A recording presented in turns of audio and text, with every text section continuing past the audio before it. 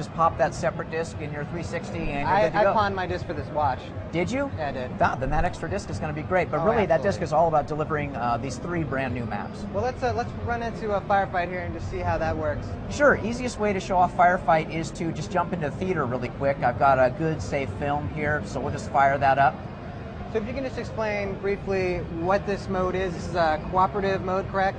Yes, this is ODST's cooperative game mode. Again, you can play campaign cooperatively, but if you just want to jump into the sandbox really quickly with your friends and experience high-intensity action from the get-go, Firefight's what you want to choose.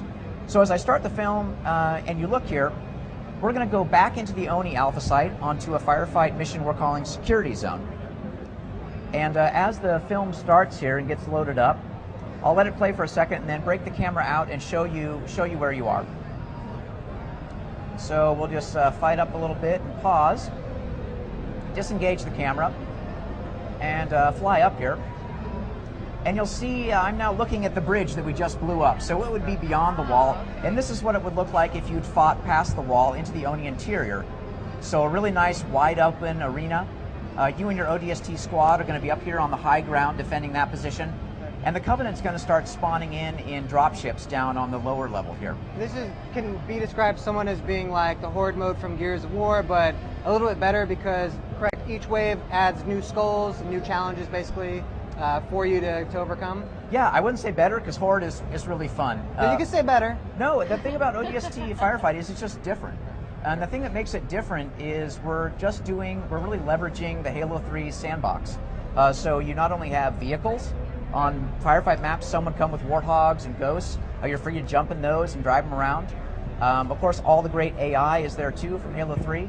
We're implementing a couple new cool things though, which really set it apart too. If you look on the left-hand side of the screen, you see these icons, the hammer and the clover and the skull with one eye.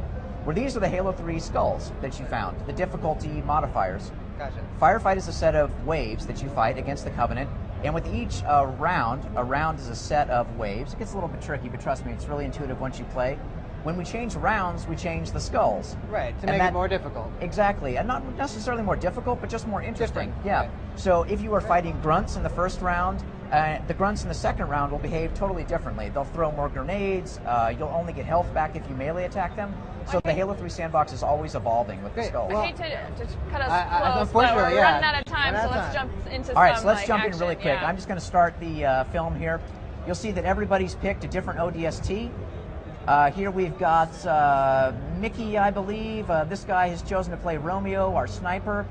This guy's Dutch, who we just played, and the leader of the ODSTs is Buck, your squad leader. So everybody's doing a good job here. Our ODSTs are sticking together as a group in Firefight. Again, you're not Spartans. You want to stay together as a team. They've got the heavy weapons up, trying to suppress the turrets on these phantoms coming in. Unfortunately for these guys, the waves are all random, and so not only are these phantoms going to drop infantry, but they're going to drop 2 wraiths right off the bat. And these wraiths are going to do what wraiths do, which is start shelling the ODST's positions. Boom, just blow up the turret. They'll start blowing up these big barriers too. The wraiths got a bead on our team, and they're really going to make the high ground a difficult place to be. That's the way to start. Just start everything's just. Wow. Yep, this is not so good. Yes, this is not good. These guys are wisely hanging back and waiting for the Covenant to come up. I would consider just surrendering. You might. Luckily, this random drop gave us a grunt squad to start off the first wave of the first round. The guy with the turret is immediately going to work, taking down grunts. If I switch back to the perspective of Buck here, you'll see that he's not firing his rocket launcher at the grunts, always a smart thing not to do. And this is where we really start to show off the scoring element. We've brought Halo 3 campaign scoring into Firefight. Right. So if I switch over to Mickey here, you'll see that as he takes down these grunts, he's going to get scores for headshots. And since he kills the enemies quickly, he's going to get an overkill medal too. You can see up on the right-hand side of the screen, the top score, 3760, is the team score. Mickey's score is down below. And at the end of the match, in the post-game Carnage report, you'll see all the medals and points added up. You can compare it with your friends. Great, looks great. Thanks so much for stopping by. Yeah, you bet. Thanks for having me. Thank you so much, guys. Now we are just getting started with our IGN at E3 2009 live coverage. Stay tuned for new looks at Ratchet & Clank Future.